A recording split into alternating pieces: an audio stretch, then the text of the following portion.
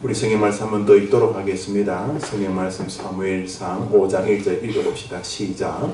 블레셋 사람들이 하나님의 궤를 빼앗아 가지고 에벤에셀에서부터 아스돗에 이르니라. 아멘. 이스라엘 역사상 최악의 지도자를 들라고 한다면은 엘리의 두 아들인 홈리와 비느하스라는데 큰 이견이 없을 것입니다. 우리나라를 세운 이승만, 또 이승만과 함께 겨누면서 그 나름대로 애국심이 있었던 김구, 그래서 우리가 일기 중에 제일 유명한 일기를 백범일지라 부르지 않습니까? 어떤 간에 한글을 창제한 사람 세종대왕, 윤봉길 의사 이름만 이야기하면은 애국심, 하다못해 그 어른 우리 집안을 세운 참 귀한 할머니였지. 그 할머니가 우리 집에 시집 오면서 우리 집은 살아나서 이 정도는 돼야 될 텐데, 홈리와 비느하스 그러면 되먹지 못한 인간, 어떻게 그런 아버지 밑에 그런 자식이 났을까 하면서 사람들에게 손가락질을 받는 대명사가 된 인물이 바로 홈리와 비느하스입니다. 이 둘은 아버지 엘리를 뒤를 이어서 다행인지 불행인지 제상이 되었습니다. 아버지가 제상이니까 자식들도 제상이 된 것입니다. 아버지 뒤를 이어서 탁월한 아들이 훌륭한 교회의 지도자가 된 사람이 많습니다. 영미세계의 대표적인 부흥의 주역이었고 모든 개혁주의자들에게 거의 최고봉의 신학자와 설교자로 올라가 있는 조나단 에드워드, 그 사람은 할아버지 교회를 이었습니다. 요즘 문제가 되고 있는 세습입니다. 그렇다면 굉장히 탁월한 세습이죠. 조나단 에드워드를 통해서 영미석의 1차 대각성 운동이라고 하는 거대한 역사가 일어났으니까요. 그런데 이 두 아들은 정말로 최악의 세습이었습니다. 너무너무 최악의 상황을 그들과 그들의 나라에 가지고 오게 됩니다. 이 둘은 교회에서 하나님께 드리는 예물을 중간에서 이렇게 띵땅하고, 성전에서 교회를 수종드는 여종들을 겁탈하는 인간 말종과 같은 지도자들이었습니다. 요즘으로 말하면 제상을 목사라고 말하는 데는 몇 가지 문제가 있지만 아주 교회의 아주 최악의 목회자라고 해도 과언이 아닐 것입니다. 이 두 악인이 그러나 안타깝게도 지도자들이었기 때문에 나라에 어려움이 있으면 백성들은 물을 곳이 그 사람들밖에 없었기 때문에 또 홈리와 비느하스한테 어떻게 할까요? 묻는 비극의 순환이 이어지고 있을 때였습니다. 이스라엘과 블레셋이 전쟁을 하게 됩니다. 블레셋은 전통적으로 이스라엘을 괴롭히던 민족 아닙니까? 전쟁이 심각해지면서 이스라엘이 밀리기 시작했습니다. 그때 이스라엘의 장군들이 종교적인 힘을 얻겠다고 홈리와 비느하스에게 왔습니다. 제사장님, 이 나라가 어려운데 이 나라를 어떻게 좀 도울 수 있도록 하나님께 기도해 주십시오. 이랬겠지요. 그런데 기도를 알았겠어요. 교회는 왔다 갔다 했지만은 성경이라도 제대로 봤겠어요. 이 둘이 어떻게 할까 하다가 아주 떠오른 생각이 하나 있습니다. 그것은 자기들의 예배하는 성소 거기 모시고 있던 법궤를 전쟁터에 가지고 가는 것입니다. 법궤 안에는 뭐가 들어있었는가? 법궤 안에는 하나님의 말씀, 모세가 호렙산에서, 시내산이 호렙산인데 그 시내산에서 받은 하나님의 말씀 10계명을 적은 두 비석이 그 법궤 안에 들어 있었습니다. 그게 아니라면 법궤를 왜 가져가겠습니까? 우리로 말하면 시띠나무, 쌀이나무 같은 것은 사과괴짝, 전쟁터에 사과괴짝을 왜 가져가겠습니까? 전쟁터에 그 쌀이나무로 만든 그 법궤를 가지고 간 이유는 그 법궤 안에 그 하나님의 말씀이 들어있었기 때문입니다. 그래서 이 말씀을 의지해서 한번 전쟁을 이겨보자, 그런 마음이 있지 않았습니까? 혹시 이렇게 밤에 근심이 있을 때 혹시 성경 빼고 주무시는 분 안 계십니까? 혹시 성경에서 영적인 기운이 들어와서 그랬습니다. 사람들은 법궤 안에 다양한 의미를 부여하지만 법궤에 들었던 유일한 품목은 하나님의 말씀이었다는 데 큰 이견이 없습니다. 우리 성경 출애굽기를 한번 읽어봅시다. 시작. 내가 내게 줄 증거판을 궤속에 넣어라. 거기서 내가 너와 만나고 속죄소 위 곧 증거궤 위에 있는 두 그룹 사이에서 내가 이스라엘 자손을 위하여 내게 명령한 모든 일을 내게 이르리라.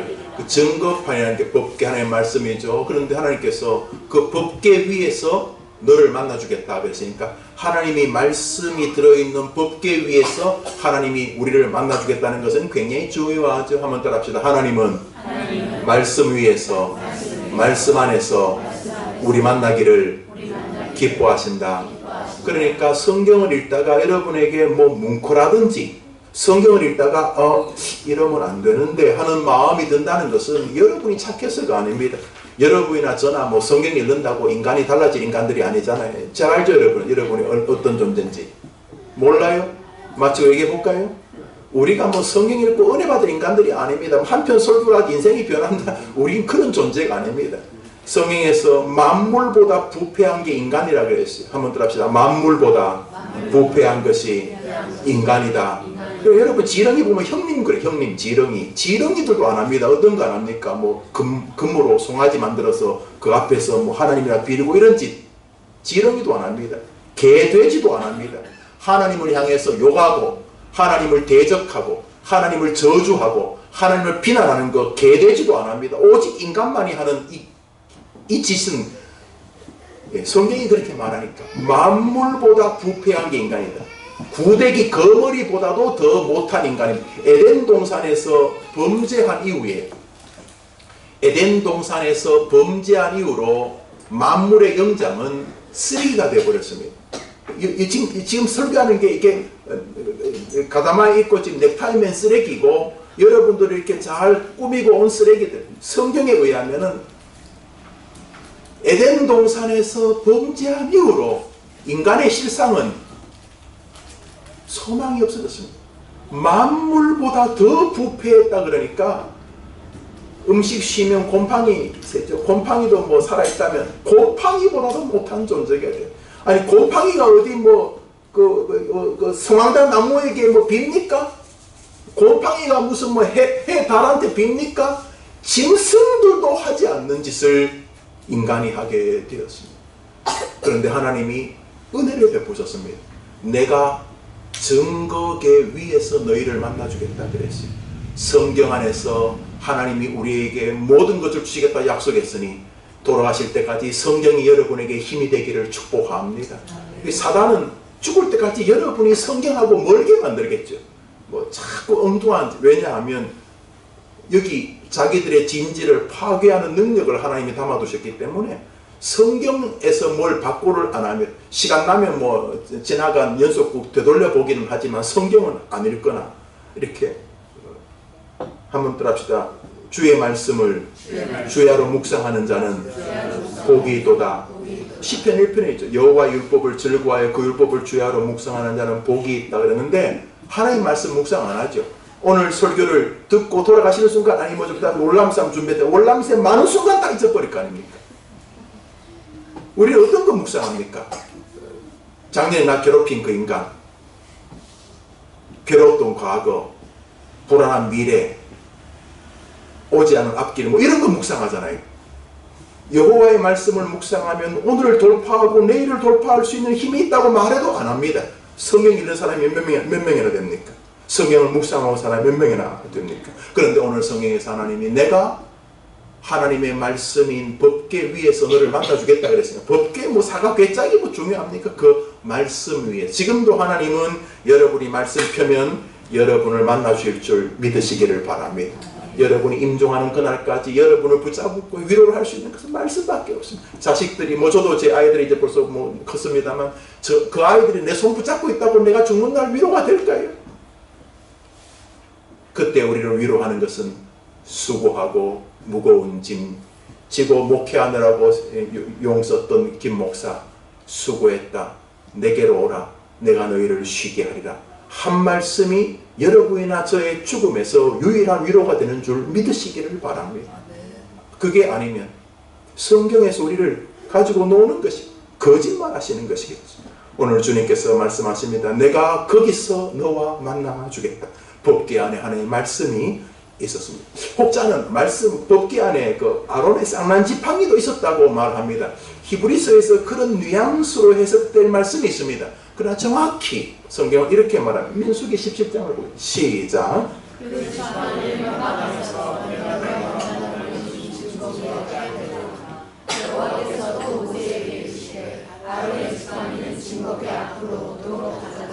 예, 아론의 쌍난 지팡이는 모든 지팡이를 수십 년 가지고 다녔으니까 말라 비틀어 죽었겠죠.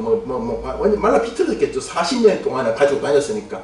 그런데 그 지팡이를 꼽으니까 거기서 다시 싹이 났다는 것은 하나님이 개입하면 다 죽은 것 같은 목회도, 다 죽은 것 같은 인생도, 다 죽은 것 같은 삶도 하나님이 개입하시면 다시 생명으로 솟아난다. 이런 이야기를 하려는 것이죠. 여튼간에 이 모세의 이 아론의 이 쌍난 지팡이를 법궤 안에 넣었다는데 오늘 성경을 보니까 어디 있었다 그러죠? 증거궤 앞에 있었다니까 법궤가 이렇게 있으면 법궤 안에 하나님의 말씀이 있고 법궤 앞에 이렇게 아론의 쌍난 지팡이를 둔 것 같아요. 그러니까 멀리서 보면 법궤 앞에 있다, 이렇게 법궤 안에 있다 이렇게 말하는데 큰 이견이 없습니다만 전쟁하는 동안 아론의 지팡이는 어딘가 사라졌던 것으로 보입니다. 여튼간에 법궤 안에는 하나님의 말씀만이 있었습니다. 어떤 사람은 법궤 안에 만나 40년 동안 광야길을 다니면서 이렇게 먹었던 하나님의 만나, 하나님이 우리를 먹이신다. 아침에 눈 뜨면 만나가 있죠. 너무 먹을 거, 마실 거, 너무 걱정하지 마. 입을 거, 그냥 다 하나님 주신다. 그러고 진짜 만나는 예수 그리스도 그 생명의 만나에 나니까 하늘로부터는 그거 먹고 살라는 예수 그리스도 상징하는 것이죠.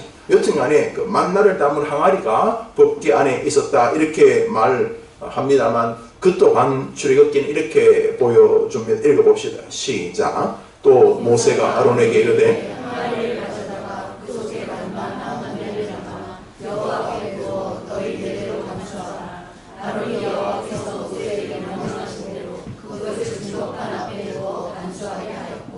저기도 증거판 앞에 두었다고 말하고 이후로도 여러 성경에서 이 만나를 담은 항아리의 장소가 법궤 앞이었다고 말하고 그래서 전쟁이 좀 지나가는 동안 법궤 안에는 오직 하나님의 말씀만이 있었던 것으로 보여집니다.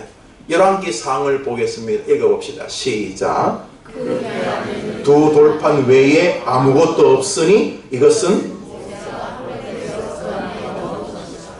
그 궤 안에는 두 돌판 하나님의 말씀 모세가 호렙산에서 받았던 하나님의 말씀 외에는 법궤 안에 아무것도 없었다고 하니 홈리와 비느하스가 전쟁터에 법궤를 가져간 이유는 명백합니다.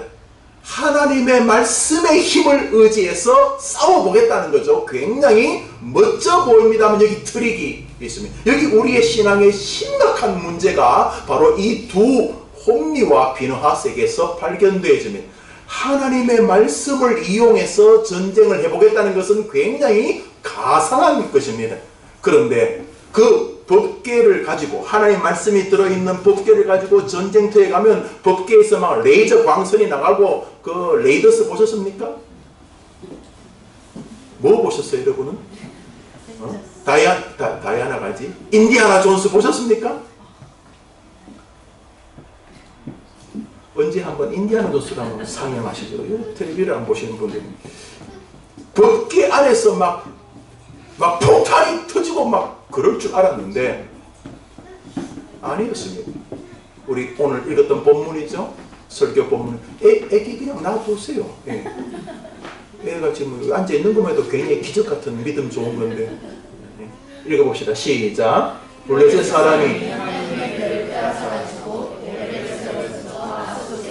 사람은 원수들입니다. 적입니다. 적이 어떻게 했습니까? 하나님의 궤에 죽었습니까? 죽었습니까? 안 죽었습니다. 어떻게 했습니까? 그 적들이 법궤를 어떻게 했어요? 빼앗았어요. 법궤는 빼앗기고 홈리와 비느하스는 목이 달아나 죽습니다. 하나님의 말씀을 이용해서 하나님의 말씀을 활용해서 하나님의 말씀의 힘으로 전쟁을 해보겠다는 가상한 의견은 완전히 비극으로 끝이 났습니다. 하나님의 말씀에 별로 힘이 없나 보다. 한국에서 호주에서 하나님의 말씀을 가지고 저는 목회자니까 목회 별로 딴게 필요한가 보다. 이게 요즘 목회는 이 말씀 가지고 안 되나 보다. 딴게 사치기 사빠뽀 한다든지 하여튼 간에 딴 게 무슨 필요, 뭔가 이렇게 딴 게 좀 있어야 되는 거야. 뭐 말씀 가지고 되나? 세상이 얼마나 센데 말씀 가지고 박살나버린 홈리와 비나스는 뭐까지 따르는데 하나의 말씀으로 안 되고 딴 게 좀 필요한가 아닌가. 우선 빼앗긴 법계는 어떻게 되었는가. 블레셋 사람은 성경에 의하면 처음에 좀 놀랐어요. 저게 뭐니? 이스라엘의 법계입니다. 아니 홍해를 가로갈 때 그거냐? 예, 그런 것 같습니다. 이야, 큰일 났다 하고 블레셋 사람들이 막 버들버들 떨었어요. 처음에는 법계 가지고 오니까 거기 무슨 레이저 광선이 나올 줄 알고. 그런데 화살 한번 쐈더니 법계 가지고 온 사람 맞아 죽어버리는 거예요. 칼 던졌더니 맞아 죽는 거예요. 그래서 전쟁을 해보니까 이건 법계는 사과 괴짝이야. 그냥 싹 쓸어버리고 법계까지 빼앗았어요. 이거 완전히 블레셋에는 전쟁의 기쁨이 가득했습니다. 그날 저녁에 이 법계 뺏었다고 잔치를 하고 그 다음에 법계는 이제 어떻게 했느냐. 자기들 신이 있는데 다곤이라고 하는 신이 있어요. 어마어마한 큰 바위를 조각해가지고 우리나라 절에 가면 속리산 가면 그런 큰 부처상이 있는데 그렇게 어마어마하게 지어가지고 다곤 신을 섬기는데 다곤 신상 옆에 딱 이렇게 우리 신 발바닥 밑에 있다 이런 거죠. 그러니까 이 법계를 빼앗아 가지고 다곤 신상 화장실에 탁 넣어둔 것이고요. 사무엘상 읽어보겠습니다. 5장입니다. 시작. 블레셋 사람들이 궤를 가지고 다곤의 신상에 들어가서 다곤 곁에 두었더니 아스돗 사람들이 이튿날 일찍 일어나 본즉 다곤이 여호와의 궤 앞에서 엎드려져 법계는 자기 능력을 스스로 발휘하고 계셨습니다. 다곤 신상에 넣었더니 다곤 신상에 수천 명이 밀어도 밀리지 않는 그 바위가 다 박살이 나 있었습니다. 블레셋 사람들은 본능적으로 심각하게 느낍니다. 이거 좀 문제가 있는 것 아닌가.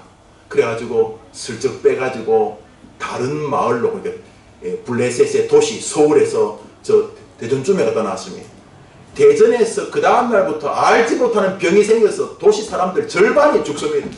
빼가지고 이번엔 대구로 감당을 못합니다. 이 법계가 가는 곳마다 블레셋이 초토화되기 때문에 블레셋 사람들은 결국 이 법계를 감당 못하고 소 두 마리한테 암소에 실어가지고 이스라엘로 돌려보내게 됩니다. 법계는 스스로 능력을 발휘하고 있었습니다. 그러면 왜 홈리와 비느하스 이 두 사람은 하나님의 말씀을 가지고 전쟁터로 갔는데 능력을 발휘하지 않느냐 말이죠. 아니 그냥 다곤 신상도 뭐까지 부러뜨리고 그냥 블레셋 전 지역을 병으로 초토화시켜버리는 하나님의 능력의 말씀이 왜 이 두 사람에게는 아무런 능력을 발휘하지 못하고 있었으며 이스라엘에는 능력을 발휘하지 못했는가 하는 것입니다. 그것은 그들이 하나의 말씀을 잘못 대했기 때문입니다. 말씀은 그렇게 대하는 것이 아니기 때문입니다. 그러면 어떻게 말씀을 대해야 하는 것입니까? 먼저 하나님의 말씀을 대할 때 우리들은 이 말씀을 여러 책 중에 하나처럼 대하면 끝이 난 것입니다. 이미 의미 없습니다. 성경을 대할 때 우리는 어떻게 대해야 되는가? 기독교인들이 할 수 있는 말에 선을 넘는 한 단어가 있습니다. 그 북한이 그렇습니다. 조선민주주의인민공화국에서 최고 지도자 김정은, 김일성에다가 욕을 하는 순간 목이 드러납니다. 그들은 신성불가침의 사람들입니다. 뭐 김정은이가 그놈의 새끼 이런 순간 끝이 나는 것이죠. 기독교인들도 다른 모든 말은 그래도 자유롭겠지만 하나님이란 말이 나오면은 버들버들 떨었습니다. 왜냐하면 지난번 앞에 그 서기관들이 하나님이라 쓰다가 즉사하는 걸 봤기 때문에 하나님 그 뭐 아도나이인지 아직도 그 몰라요. 엘로힘인지 야훼인지를 몰라요. 읽을 줄을 몰라요. 저는 교회에서 저를 사람들이 담임 목사님 이렇게 부릅니다. 애들도 저를 담임 목사님 이래 부릅니다. 애들은 제가 김영우인지 몰라요. 담임 목사님 이래 부릅니다. 그래서 제가 나타나면 담임 목사님 이렇게 부릅니다. 그래서 한 100년 좀 지나면 사람들이 김영우 그러면 김영우가 김영우인지 몰라요. 김영우라고 쓰고 읽기는 담임 목사님이라고 읽었어요.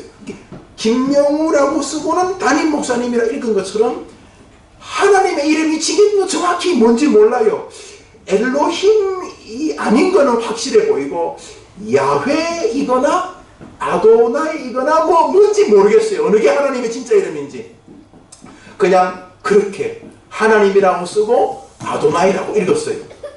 그래서 하나님이란 이름은 이스라엘 사람들에게는 절대로 조롱하거나 절대로 야유할 수 없는, 북한에서는 다른 모든 건 다 욕해도 김정은 욕하면 그날 집안 전체가 다 죽는 거예요. 뭐 고사포로 죽든지 뭐 독침 이런 절대로 말하면 안 돼. 그래서 하나님은 그 어떤 권위 와도 비교가 안 되는 분이에요. 그런데 성경은 어떻게 되어야 되냐면 바로 기독교인들이 절대로 넘을 수 없는 하나님을 대하듯이 대해야 합니다. 성경책이 집에 수십 권 있다는 이유로 그냥 누구나 교회에 가지고 다닐 수 있다는 이유로 이렇게 자료를 통해서 언제든지 화면에서 볼 수 있다는 이유로 성경책을 책으로 대하거나 하나님의 말씀을 그냥 혼자 이렇게 연구하고 이렇게 묵상하고 대하는 그 때문에 이 두 사람은 아무런 능력도 발휘하지 않았어요. 우리 성경 말씀 요한복음을 보겠습니다. 읽어봅시다. 시작. 태초에 말씀이 계시니라. 이 말씀이 하나님과 함께 계시니 이 말씀은 하나님이시라. 태초에 말씀이 계시니라. 이 말씀이 하나님과 함께 계셨으니 이 말씀은 곧 하나님이시라. 우선 예수 그리스도를 상징하는 것으로 우리가 저 본문을 이해합니다. 말씀이신 그리스도. 그런데 허구 많은 단어들 가운데 예수님은 자기를 말씀이라고 말하시고 허구 많은 단어들 가운데 하나님은 말씀이 하나님이라고 말함으로써 오래 계신 하나님의 말씀의 권위를 자기의 수준까지 높이셨습니다. 예수님이 예루살렘으로 입성하실 때 어린 낙이 새끼를 타셨습니다. 낙이는 장정이 타면 발이 닿을랑 말랑하는 짐승입니다.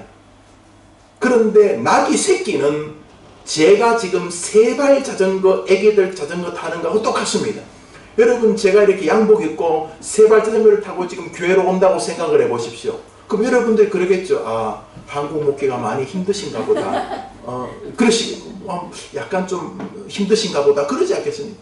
예수님이 그래도 이스라엘을 예루살렘으로 입성하시면 뭐 많이 아니면 100마리를 타고 우리 와야지. 아니 그 나귀도 새끼 다리가 질질 끌리는 나귀 새끼를 타고 오신 이유가 무엇입니까? 스가랴서의 왕, 이스라엘의 왕이 새끼 나귀를 탔다고 하는 성경 말씀 때문입니다. 그래서 제자들이 예수님 왜 이러십니까? 그럴 때마다 예수님은 말씀을 이루자 그랬습니다.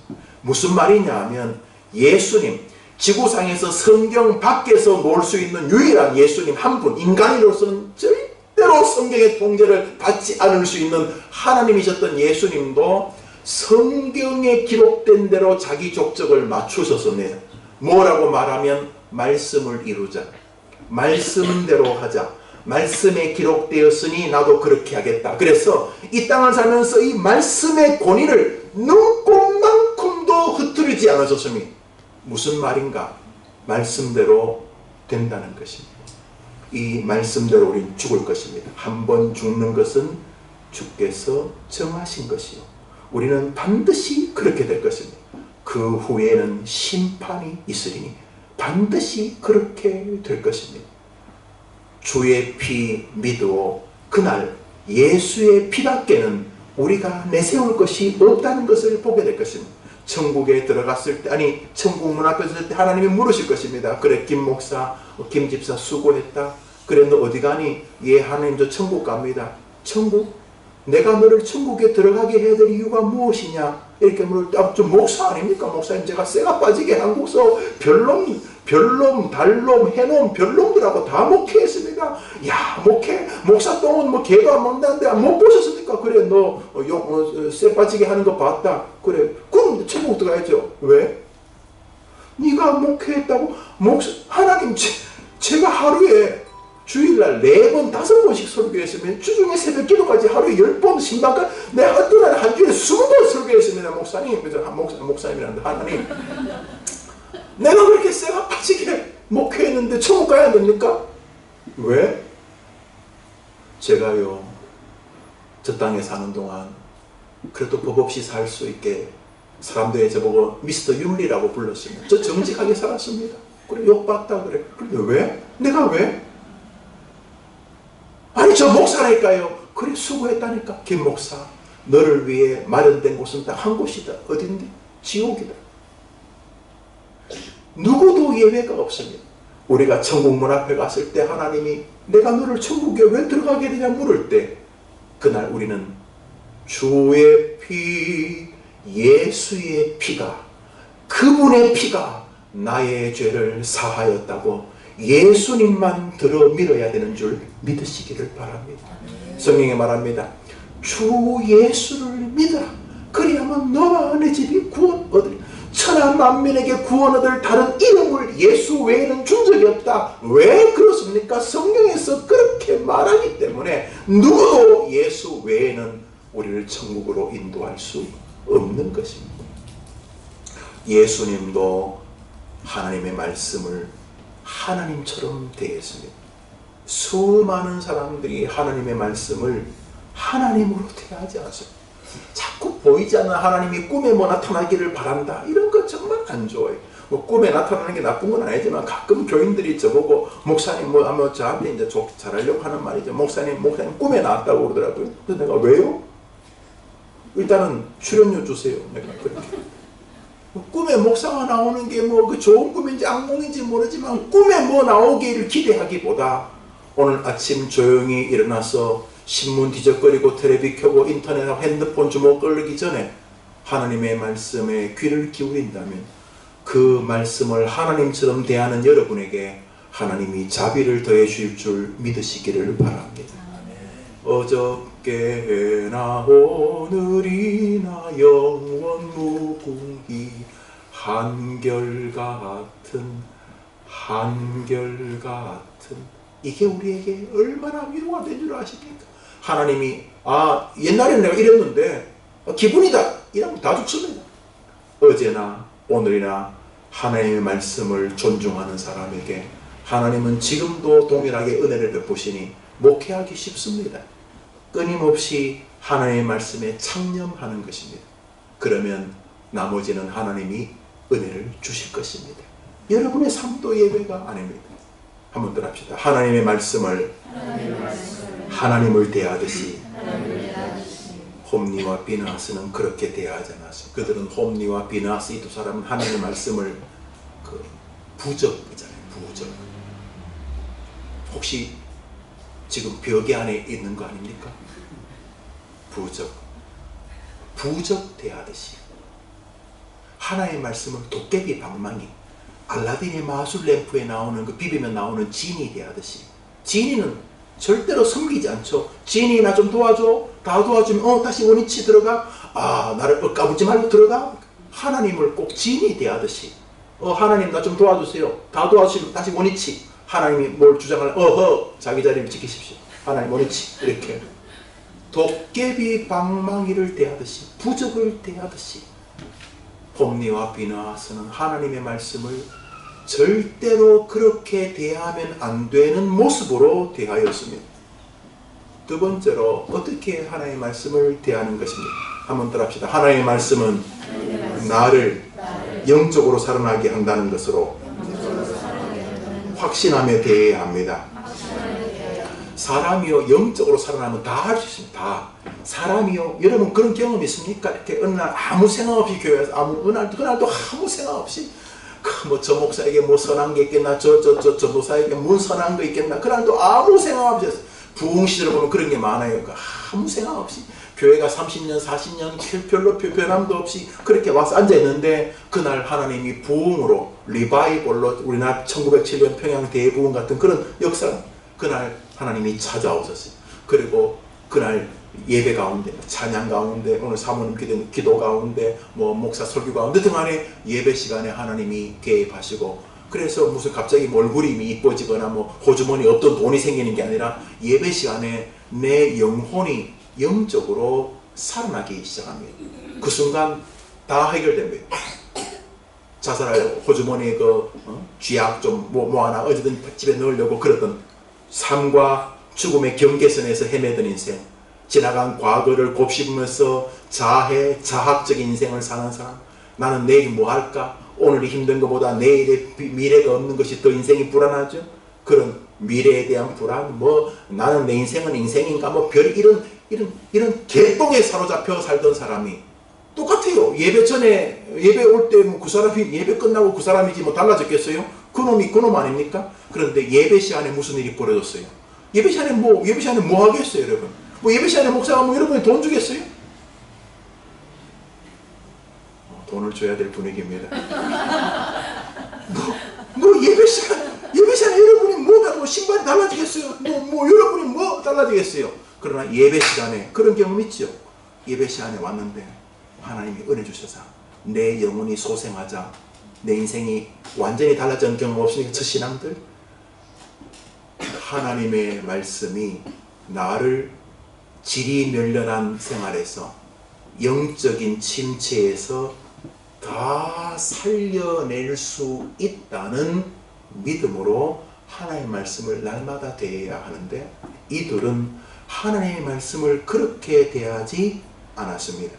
베드로전서 읽어보겠습니다. 읽어봅시다. 시작. 너희가 거듭난 것이 것을 치워진 것이 아니요 하나님께 살아있고 항상 믿는 말씀으로 되었느니라. 말씀을 듣고 말씀을 묵상하고 말씀을 준행하고 말씀 앞에 굴복하고 말씀이 나를 지배하게 하지 않고, 이 두 놈은 말씀 들고 전쟁터 갑니다. 다시 하겠습니다. 말씀을 읽고 말씀을 묵상하고 말씀 앞에 굴복하고 말씀에 순종하지 않고 말씀 들고 전쟁터 갑니다. 멀리서 보면 똑같아요. 말씀을 들고 전쟁터 가는 건 둘이 똑같아. 둘이 홈리나 비느하스나 뭐 사무엘이나 다 똑같아요. 그런데 사무엘은 하나님의 말씀을 듣고 홈리와 비느하스는 말씀 들고 전쟁터 갑니다. 하나님의 말씀을 완벽하게 조롱한 사람들입니다. 하나님의 말씀에 힘이 있다는 말은 무슨 말입니까? 말씀을 듣고 묵상하고 굴복하고 순종하고 준행하고 따라가는 것이죠. 그런데 홈리와 비느하스에게 성경을 읽습니까? 듣습니까? 굴복합니까? 그 두 놈은 성경을 부적으로 씁니다. 부적. 이 둘은 하나님의 말씀이 자기의 심령을 살린다고 하는 진리를 오도하고 있습니다. 그런데 베드로가 말합니다. 우리는 하나님의 말씀으로 모든 죽음 같은 영적 생활에서 다시 살아날 수 있느니라. 이렇게 성경을 대하면 남은 시간은 감격스러울 것입니다. 저는 성경 읽는 시간이 너무 좋습니다. 지금 시드니에 한 달 안식 올라왔습니다. 지난번에 6개월, 저는 한 3개월 가고 제 집사람하고 아이들은 6개월 있었는데, 그때나 지금이나 좋은 것은 성경을 설교하기 위해서 읽지 않고 나를 위해서 읽는다는 것입니다. 한국의 목사들은 설교가 아주 살인적으로 많습니다. 저만 해도 주일날 5번 정도 설교를 하는데 3번 정도를 다른 설교를 합니다. 2부, 3부, 4부를 제가 다 다른 설교를 합니다. 그러니까 주일날 설교를 준비하는 것 최소한 3가지입니다. 수요 저녁 예배 설교를 제가 하니까 4가지 설교를 합니다. 새벽 설교도 큰 일이 없으면 제가 하니까 최소한 주일날 주중에 10편 이상의 설교를 준비해요. 머릿속에서 물론 제가 이렇게 말씀을 묵상하며 은혜 받으면서 성경을 이렇게 묵상하는 것도 있지만, 성경을 이런 순간 나도 모르게 설교에 내 마음이 있으면 이게 별로 안 좋은 건데, 로이 존스 목사님 별로 안 좋은 거라 그랬는데, 근데 뭐 지금 별로 좋고 다시고 문제가 아닙니다. 끊임없이 신방해야 되고 또 요즘 날씨가 흐리니까 잘 돌아가세요. 돌아가시도 좀 이렇게 순서대로 돌아가시면 좋을 텐데 몰려서 돌아가시니까. 그래서 우리 교육자들 있으면 너 언제 죽을래? 물어. 너 언제 죽을래? 그래서 교육자들이 저는 봄에 죽을래요. 그래, 봄에. 그래. 너는 자기는 뭐 9월 달에 너 왜 그렇게 죽으려고 그러냐? 좀 너도 죽을 때 좀 이렇게 체면이 있어라. 사람들 좀 비켜서 이렇게 사람들이 좀 쉴 수 있대. 그때 죽자. 막 웃으면서. 너 언제 죽을래? 자기는 뭐 월요일날 죽겠다는. 월요일날 목회자를 쉬는데 왜 그렇게 죽을 때 그렇게 남 괴롭히냐? 너 언제 죽으려면 우리 교육자들하고 죽음 이야기를 막 합니다. 그래요. 장례식도 많고. 그러니까 교회 일이 계속 레귤러하게 있습니다. 그러다 보니까 우습게도 성경을 읽고 묵상하시는 적성이에요. 여러분, 제가 평신도가 되고 싶은 것 중에 하나가 어떤 거냐면 성경을 홀로 묵상하는 것입니다. 사랑하는 여러분, 하나님의 말씀은 여러분의 인생을 송두리째 바꿀 수 있다고 부디 믿으시고, 그렇죠. 하나님 뭘 못하겠어요? 하나님의 말씀에 여러분이 창념하고 여러분이 하나님의 말씀을 하나님처럼 대하는 것을 여러분이 보여드리면 하늘에서 여러분의 인생에 개입하시기 시작하십니다. 모든 사람이 성경을 함부로 대할 때, 저 시드니 해림교회 나온 저 친구가 천사들에게 말씀하시겠죠. 쟤 봐라. 누구요? 저 시드니 해림교회 저 아줌마 봐라. 저 청년 봐라. 왜요? 제가 성경을 날 대하듯이 대한다. 그리고 성경은 나를 영적으로 다 살려낼 수 있다 라고 마음을 대하면 하나님이 좋아하시는 것을 여러분의 생에서 보시게 될 것입니다. 세 번째로 한번 따라합시다. 하나님의 말씀을 대할 때 마지막 날에 우리의 운명을 결정하는 것처럼 대해야 합니다. 여러분, 옆에 있는 사람이 여러분이 차를 타고 가는데 여러분이 죄수예요. 죄수인데 옆에 탄 사람이 공교롭게 나를 재판할 판사님이에요. 내가 약간 억울한 게 좀 있기도 하고 뭐 잘못했지만은 내가 탄 차에 옆에 판사님이 같이 탔어요. 그렇다면 여러분, 그 판사님한테 어떻게든 좀 잘 보이려고 할 거 아닙니까? 이 사람이 내 인생의 그 결정, 생사, 박탈권이 이 사람에게 있으니까. 그런 것처럼 말씀을 대할 때 내 마지막 날 이 말씀이 나의 인생의 생사를 박탈할 것처럼 대해야 된단 말입니다. 우리 요한계시록 성경 제일 마지막 장에 나오죠. 요한계시록 읽어보겠습니다. 시작. 그 이름은 충신과 진실이라. 그가 공의로 심판하며 싸우더라. 또 그가 피 뿌린 옷을 입었는데 그에게는 하나님의 말씀이라. 요한계시록은 천국. 하늘에서 보니까 뭐 하늘에서 큰 전쟁이 있는 걸 보는데 하늘에서 전쟁하는 장수가 있는, 예수님 말하는 거죠. 그 장수가 있는데 그 장수의 이름을 보니까 이름이 뭐라고요? 그 이름은 하나님의, 그 이름이 뭐라고요? 마지막 날 여러분을 결정할 장수의 이름은 하나님의 말씀입니다. 성경을 대할 때 이 성경이 여러분 마지막 날, 그러니까 특별한 오늘이 마지막, 오늘 같은 뭐 자동차 타고 탁 부딪히면 오늘이 마지막 날이잖아요. 갑자기 뭐 죽거나 뭐 누가 강도가 나를 찔러 죽이거나 뭐 여튼간에 뭐 암으로 고통하거나 여튼간에 우리가 죽는 그날이 마지막 날이죠. 우리의 오늘을 살 때 우리 칼빈주의자들은 오늘이 뭐 10월 28일 날 뭐 1992년 이렇게 뭐 다미성교회처럼 날짜를 정한 것이 아니라 오늘이 내 인생의 마지막 날처럼 살 때에 오늘 내 인생의 흥망성쇠를 결정할 장군의 이름이 하나님의 말씀이라는 생각을 하죠. 오늘 좋은 일 원하시면 오늘 예배 끝나면 이제 뭐 점심 먹고 교제하고 이제 오늘 오후에 또 뭐 하고 어디 뭐 비치를 하고 어디 뭐 오늘 내일 또 다음 주 한 주 내가 가정에서 또 이 뭐 시드니에서 한국에서 오늘 하루 뭐 좋은 일이 있기를 원하십니까? 그 좋은 일 어떻게 합니까? 그 좋은 일을 누가 결정합니까? 하나님 말씀이 결정합니다. 내 인생의 좋은 일, 슬픈 일을 결정할 것이 말씀인 것처럼 대해야 되는데 홈리와 비누아스는 말씀을 부적처럼 대했습니다.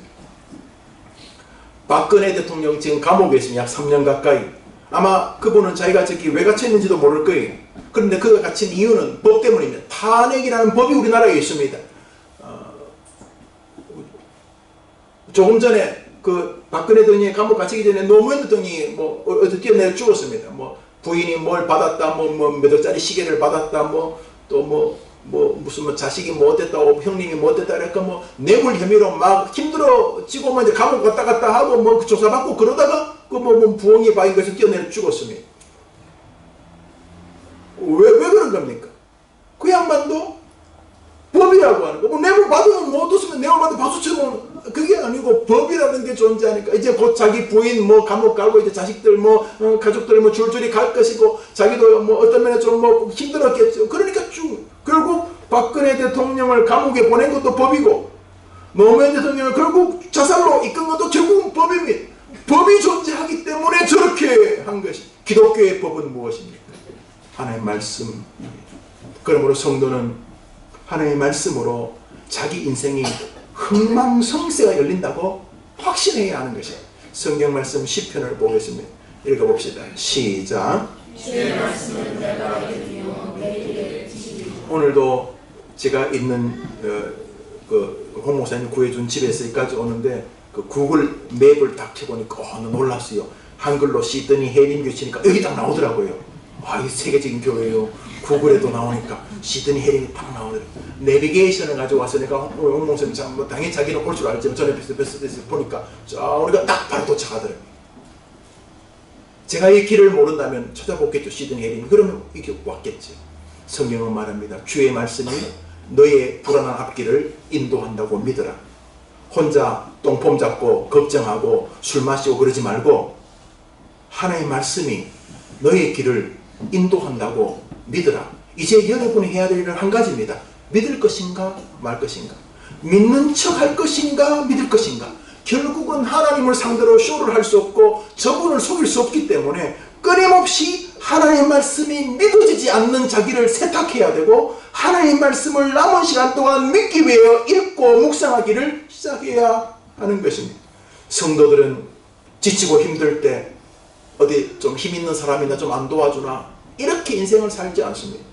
성도들은 힘들 때 이거 뭐 또 누가 이렇게 날 좀 이렇게 뭐 해주지 않겠는가 뭐 어떻게 대박이 뭐 어떤 일확천금이 뭔가 새로운 길이 우린 그렇게 하지 않습니다. 성경 예레미야서를 읽어보겠습니다. 읽어봅시다. 시작. 나는 주의 이름으로 일컬음을 받는 자다. 내가 주의 말씀을 얻어먹었사오니 주의 말씀은 내게 기쁨과 내 마음의 즐거움이다. 말씀이 먹여지면 말씀을 먹으면 내 안에 기쁨과 힘이 솟는다라고 성경은 말하고 있습니다. 얼마나 이 시대에 병든 자들이 많이 있습니까? 시편 119편을 읽어보겠습니다. 시편 119편입니다. 읽읍시다. 시작. 이 말씀은 나의 고난 중에 위로라. 주의 말씀이 나를 살리셨기 때문에. 왜 저 사람은 말씀이 살리고 우리는 말씀이 못 살린다고 생각하시면 여기 있는 청년들, 또 우리 중년들, 우리 어르신들, 이 말씀은 고난 중에 나를 위로하고 이 말씀은 나를 살리신다고 분명히 성경이 말한다면 아까 조금 전에 잠시 불렀던 노래처럼 어저께나 오늘이나 영원 무궁히 변함없는 한결같이 변함없는 하나님 말씀이 왜 나를 못 살리겠습니까? 저는 믿습니다. 하나님의 말씀이 저의 목회를 살리고 저를 살리고 제 노년을 살리고 저의 죽음 너머의 세계를 영원히 살릴 줄 믿습니다. 여러분도 그렇게 믿으시기를 바랍니다. 성도와 교회를 힘있게 하는 것은 무엇입니까? 다시금 교회의 하나의 말씀이 힘을 얻는 것입니다. 성경 말씀 사도행전 19장을 보겠습니다. 읽읍시다. 시작. 이와 같이 주의 말씀이 힘이 있어 흥황하여 새벽을 얻으니. 초대교회에 뭐 이렇게 같이 떡도 먹고 교제도 하고 다 좋았습니다. 그렇지만 초대교회의 힘은 주의 말씀이 있어요. 주의 말씀이 힘이 있자 초대교회 뭐 죽인다. 오늘 김 집사님 지난주에 순교하셨습니다. 박 집사님 지난주에 사자밥이 되셨습니다. 초대교회는 그런 시절이었습니다. 이번에 왜 최 집사님 오시다가 로마에 잡히셨습니다. 그 시대가 그래서 지금처럼 뭐 교회 오고 싶으면 오는 게 이런 게 아니었습니다. 그런데 초대교회는 어떻게 힘이 있었는가? 주의 말씀이 어떻게 강단에서 선포하는 목사의 말씀이 힘이 있었고 그 말씀을 받아서 그 말씀이 자기 안에서 꿈틀거리는 영적인 화학 반응이 일어나고 있는 성도들의 삶에 그의 심령에 하나의 말씀이 힘이 있었던 것입니다. 그래서 종교개혁은 솔라 스크립투라 오직 성경으로 오직 말씀으로가 종교개혁이었습니다. 말씀을 홈리와 비나하스처럼 대하는 사람들이 없다고 하기 어렵습니다. 성경을 무시하지 않습니다. 성경을 일부분 인정합니다. 성경, 오늘 목사님도 성경을 설교하실 건 아니겠지. 물론 목사들 가운데 성경 읽어놓고 딴소리 하는 사람도 꽤 많습니다. 성경 읽어놓고 도대체 왜 성경 읽었는지 잘 모르는 사람들도 분명히 많지만은 그래도 많은 목사님들이 성경 읽고 설교도 하면서 여러분도 성경을 함부로 발로 차진 않을 겁니다. 성경을 나름대로 존중합니다. 홈리와 비나하스처럼. 전쟁 났을 때 홈리와 비나하스처럼 성경을 가져갑니다. 그러나 성경을 정확히 무시합니다. 하루 24시간 하나님 보실 때 성경을 무시하는 것을 하나님이 아십니다. 너는 성경을 완벽하게 조롱한다. 너의 하루의 삶 속에서 너는 나를 정확히 성경을 대하는 태도로 야유한다. 그래서 능력이 없는 것입니다. 성경을 대할 때 성경이 야유받게 하십니다. 하나님 보십니다. 아니 딴 사람이야 여러분이 성경이 있는지 안 있는지 성경을 묵상하는지 안 하는지 모르겠지만 하나님은 여러분을 보십니다. 그래서 성경을 홈리와 비나하스처럼 대하는지, 홈리와 비나하스도 성경을 존중한다니까요. 그러니까 들고 나갔지요. 성경에서 자기 길이 인도된다고 믿고 있는지. 그러면 알겠습니다, 목사님. 예. 성경 하나님 말씀 알겠습니다. 알겠는데 어떻게 이 하나님 말씀이 내 삶의 효력이 됩니까?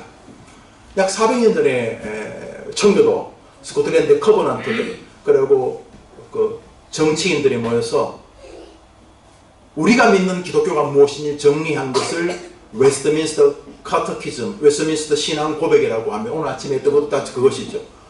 우리 개혁교회는 웨스트민스터 신앙 고백을 신앙으로 순화. 여러분이 세례받을 때 웨스트민스터 신앙 고백 중에 하나인 소요리 문답을 공부하셨을 것입니다. 웨스트민스터 소요리 문답 제89번 말씀이 어떻게 구원을 위하여 효력 있게 됩니까? 라는 질문이 있습니다. 예. 결국은 오늘 설교가 그거죠? 좋습니다. 말씀에 능력이 있다고 받아들이겠습니다. 근데 어떻게 말씀을 대해야 됩니까? 그러면요. 여러분 답을 해볼까요? 하나님의 영이 시작. 하나님의 영이 말씀을 양보와 특별히 설교를 배우는 방법으로 사용하시어 죄인을 설복하고 해주시며 거룩함과 의로로 들으세요 믿음으로 구원에 이르게 합니다.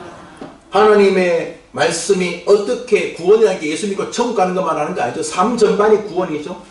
하나님의 말씀이 어떻게 우리 삶 전반에 효력을 발휘합니까? 홈리와 비나스처럼 대하지 않고 말입니다. 우리 신년 이렇게 말합니다. 하나님의 영은 말씀의 낭독과 특별히 설교를 효력 있는 방도로 사용하셔서 죄인을 설복시키시고 회개시키고 거룩함과 위로로 그들을 세워 믿음으로 구원에 이르게 합니다. 라고 말을 합니다. 그러니까 말씀의 낭독, 읽는 거죠. 성경을 읽는 것과 특별히 설교를 통해서 우리에게 그런 능력을 주십니다. 라고 말을 합니다. 시편 1편을 읽어보겠습니다. 시편 1편입니다. 시작. 복이 있는 사람은 오직 여호와의 율법을 즐거워하여 그의 율법을 주야로 묵상하는구나.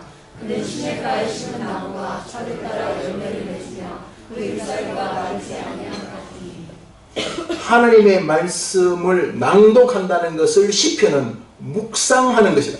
주야로 묵상하는 day and night 되는 거죠. 주야로 하나님의 말씀을 묵상할게. 여러분이 일하는데, 여러분이 택시 드라이버를 하는데, 여러분이 자동차를 고치는데, 여러분이 자동차를 만드는데, 여러분들이 자동차를 폐차하는데 직업을 가지고 있다 칩시다. 언제 성경을 읽을 수 있습니까? 자동차를 운전하면서 언제 성경이 있습니까? 자동차를 팔고 있는데 언제 성경이 있습니까? 자동차를 수리하는데 언제 성경이 있습니까? 자동차를 폐차하는데 언제 성경이 있습니까? 그러므로 성경은 24시간 읽으라는 뜻이 아닌 것을 알 수가 있습니다. 이 말은 늘 하나님의 말씀을 자기가 묵상하고 그 말씀에 근거해서 판단하려고 부단히 노력하는 삶의 여정을 말하는 것이 되는 것입니다. 하나님의 말씀을 낭독하고 묵상하는 여러분 되기를 축복합니다. 하나님이 복 주시겠다 그랬으니 한번 인생을 걸어보시면 어떻겠습니까? 성경에다가 말입니다. 하나님의 말씀이 말입니다. 또한 설교를 통해서라고 말합니다. 하나님의 말씀이 어떻게 우리의 삶에 효력을 발휘합니까? 낭독과 특별히 설교를 통해서. 설교는 아무래도 들리는 것과 상관이 있습니다. 로마서 10장을 한번 읽어보겠습니다. 읽읍시다. 시작. 믿음은 들으면서 나며 들으면 그리스도의 말씀으로 말미암았느니라. 믿음은 들음에서 난다고 하는 것은 굉장히 중요한 교리입니다. 사람은 이 들을 때에 인생의 정리와 정돈이 됩니다. 그런데 듣는다는 것은 앉아가지고 지금 여러분이 하고 있는 것을 말하는 게 아닙니다. 지금 여러분 듣고 계시죠? 듣고 계시지만 성경에 예수님이 이런 비유를 하셨습니다. 어떤 농부에게 두 아들이 있는데 아버지가 농사일을 좀 도와달라니까 첫째 아들은 예 합니다. 둘째 아들은 싫어요 이렇게 말합니다. 그런데 한참 뒤에 아버지가 밭에 나가 보니까 아들 하나가 농사를 짓고 있습니다. 그래서 큰아들인 줄 알고 역시 큰아들 저는 장남이 제일 낫다 가보니까 예 하겠던 아들은 집에서 여전히 놀고 있고 게임하고 있고 둘째 아들 싫어요 했던 녀석이 나와서 농사를 짓고 있는 거예요. 그리고 예수님이 묻으면 누가 내 말을 들은 자냐. 여기 듣다는 말은 귀가 이렇게 이 소리를 통해서 이렇게 어떤 데시벨을 통해서 우리의 청각을 그것을 말하는 게 아닌 것을 알 수 있습니다. 주의 말씀을 듣는다는 말은 그 말씀이 내게 준행되어지는 순종의 명령이 되게 한다는 의미입니다. 이렇게 주의 말씀을 듣는 것이 우리를 복되게 한다는 의미 그것이지. 웨스트민스터 소요리 문답 90번. 그러면 우리는 하나님의 말씀을 어떻게 들어야 합니까? 읽어봅시다. 시작.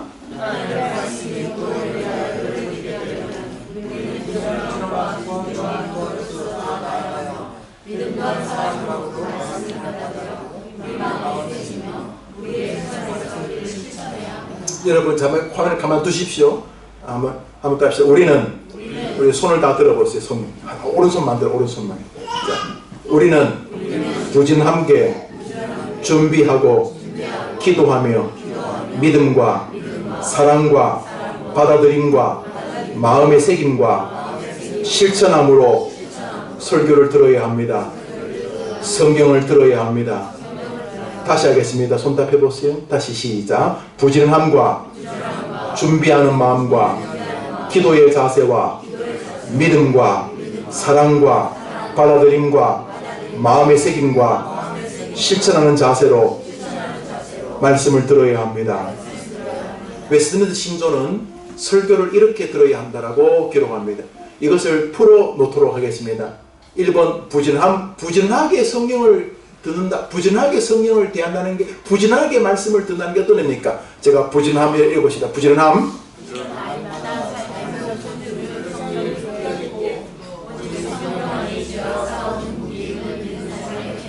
부지런하게 성경을 대하는 두 번째로 준비입니다. 시작.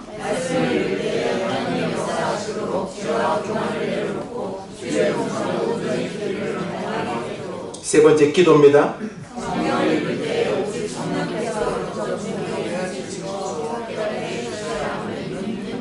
네 번째로 믿음의 자세입니다.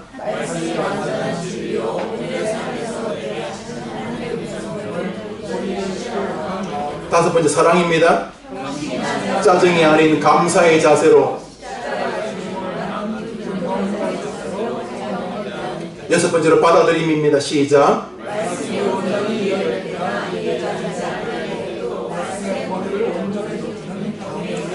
마음의 새김입니다. 시작. 마음을 스치고 지나가는 것이 되지 않도록 자유의지를 다해. 여덟 번째 실천입니다. 시작. 읽고 들은 말씀이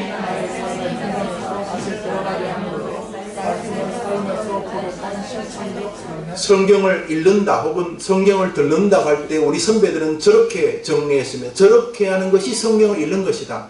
저렇게 하는 것이 성경을 듣는 것이다. 저렇게 하는 것이 설교를 듣는 것이다 라고 보았더니 결국 기독교는 말씀의 종교임을 볼 수가 있습니다. 종교개혁 Back to the Bible 성경으로 돌아가자가 우리 종교개혁 아닙니까? 사도행전 20장을 보겠습니다. 읽읍시다. 시작.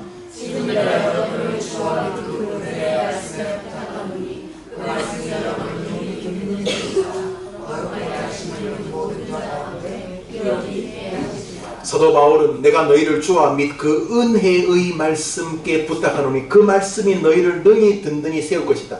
너희를 주님 곧 말씀께. 사도 바울의 정신에게 말씀은 하나님이었습니다.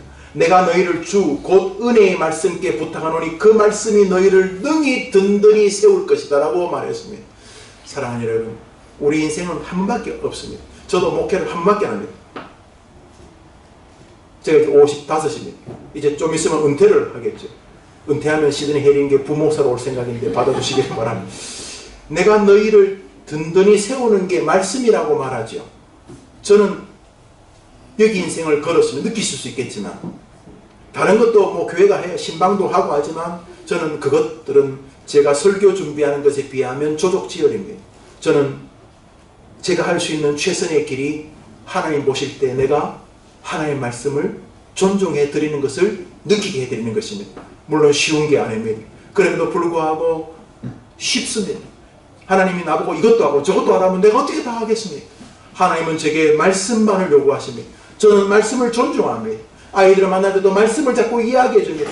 애들이 뭐 제가 말한다고 잔소리죠. 다른 사람은 내가 말하면 설교지만 우리 애들한테 내가 설교하면 뭐예요? 홍 목사님, 다른 사람에게 말하면 설교지만 애들한테 말하면 이정희, 이준희, 이슬이한테 말하면 뭐예요?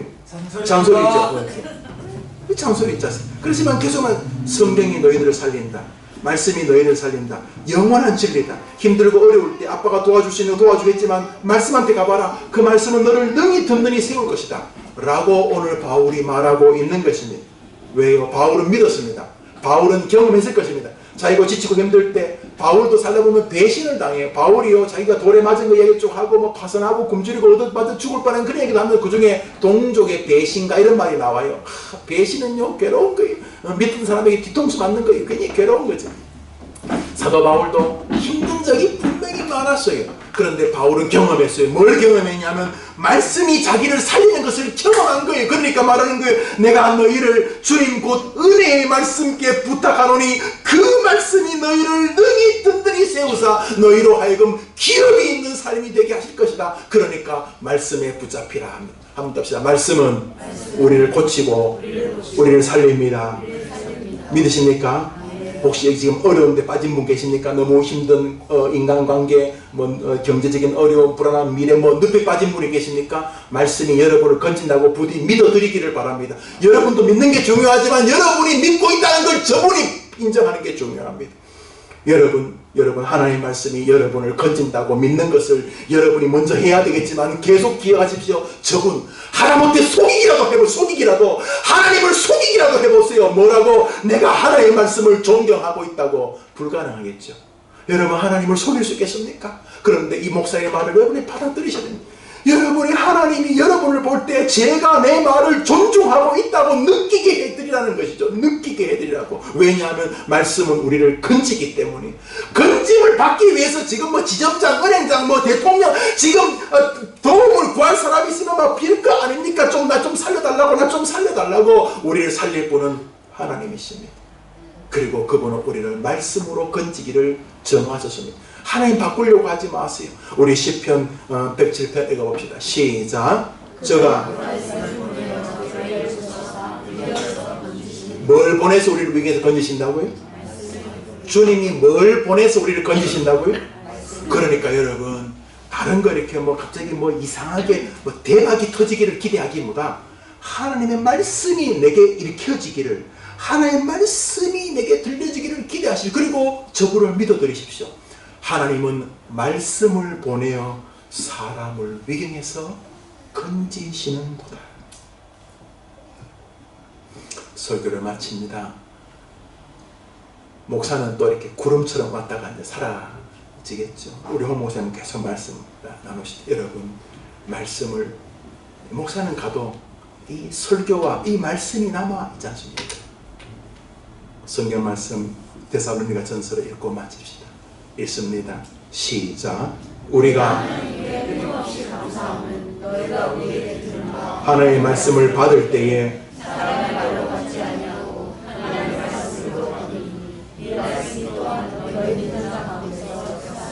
우리 안에서 하나님의 말씀이 역사하기를 원하신다면 말씀을 받을 때 사람의 말로 받지 않고, 이 성경에 읽을 때 그 사람이 썼잖아.